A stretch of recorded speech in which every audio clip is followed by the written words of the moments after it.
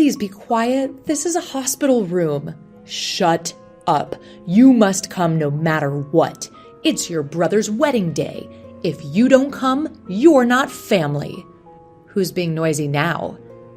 I pressed the nurse call button, knowing her words would disturb other patients in the room. My name is Abby, and I am a 32-year-old office worker. Since I was young, I've focused solely on studying. In turn, I never experienced romance.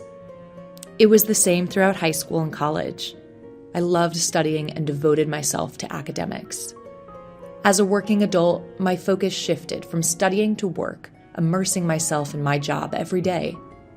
During this time, I turned down several men who approached me because I wanted to prioritize my job. Eventually, men stopped asking me out. I didn't really care about it, but my sister scolded me for being in my 30s and never having a romantic relationship, so she forcibly set up a dinner date for me with a man. That's when I met Ryan. Ryan was a junior coworker at my sister's office, and he was someone she looked up to. This wasn't because he was good at his job, but because he was very honest, had a great personality, and was friendly, so everyone adored him. He was also known for his excellent cooking skills and made delicious meals quickly and easily during house parties with coworkers. My sister thought he would be perfect for me, a workaholic who neglected household chores, so she introduced us. When I actually met him, I understood what my sister meant. There was something about him that made me feel at ease. Surprisingly, he fell in love with me at first sight. I wondered why he was interested in someone like me, but he thought I was a cool and attractive woman and wanted to get to know me better. I am quite tall for a woman at 170 centimeters, and I always think about work, so people around me think that I am cool and shy. However, this can impact me negatively, as men seem to have high expectations of me. It can make me seem unattainable, as I heard from a female coworker. Seeing my blushing face from Ryan's confident approach, my sister smirked and said, "You two should meet again, just the two of you." She then encouraged us to exchange contact information. After that, we went on several dates and started our relationship. In just 6 months, we got married. Ryan was really good at household chores, from cooking to cleaning. I was terrible at anything other than work, and when I was living alone, my sister was amazed at how messy my place could get in just a few days. Ryan helped with the parts I wasn't good at, and we built a well-balanced relationship. However, not everything was going smoothly. It seemed that marriage wasn't just about the couple. Problems came from outside the relationship as well. For us, it was my mother-in-law. She was the type to dote on her son, always clinging to Ryan. Ryan had a hard time because of this, as he was not allowed to live alone and wanted to get married and move out as soon as possible. I mean, Abby, why are you dressed so shabbily? Huh? I always dress like this at home. You should dress nicely. It's embarrassing for Ryan's wife to look like that. Among other things. What? Why is Ryan in the kitchen?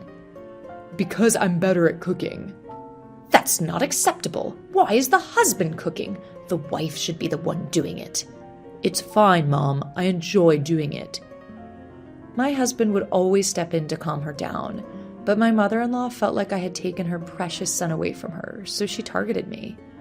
In the midst of all of this, we received news that my brother-in-law was getting married.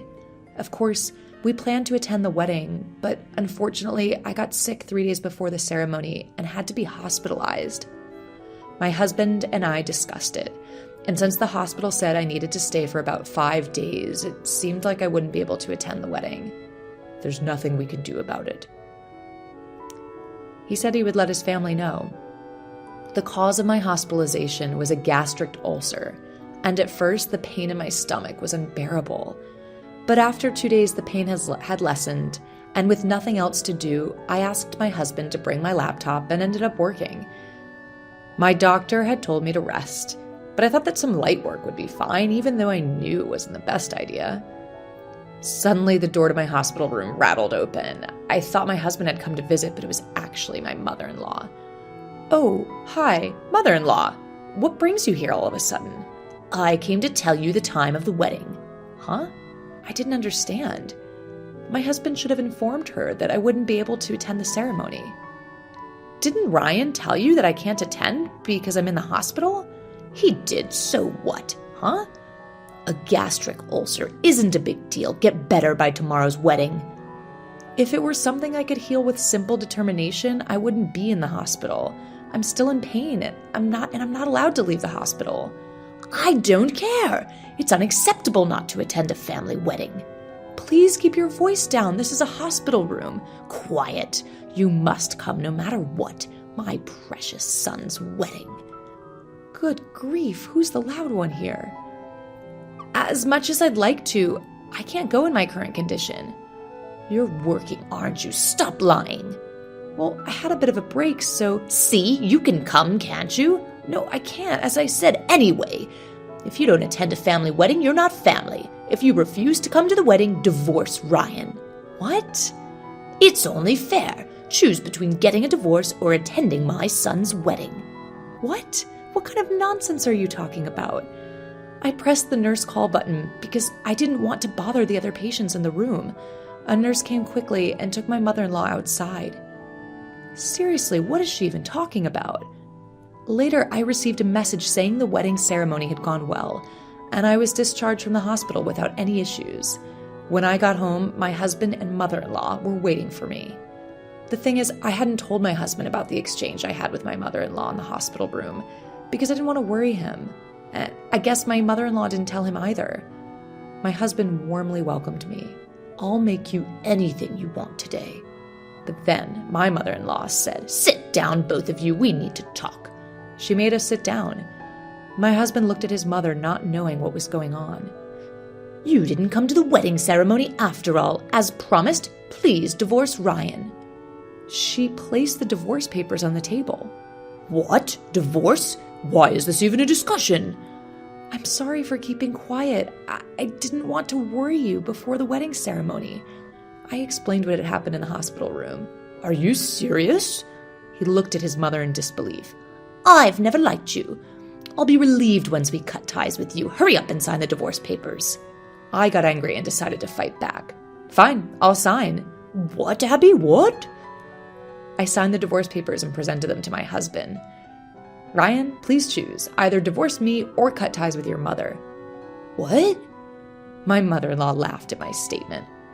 What are you talking about? Ryan is my son. He's going to choose me first, of course. I ignored my mother-in-law's remark and stared at my husband. Then my husband said, I'd rather cut ties with my mother than divorce Abby. At this, my mother-in-law panicked. Why, Ryan? I'm sick of your interference, Mom. You have no right to decide my divorce. What? My mother-in-law then lunged at me. How did you get to him? Excuse me? Why would Ryan choose someone like you who doesn't even do housework and just lives off him? You must be deceiving my son. We were dumbfounded by my mother-in-law's words. Mom, actually, I'm the one being supported here. What? In fact, my husband had quit his job when we got married because he liked doing housework, and I had a really good income.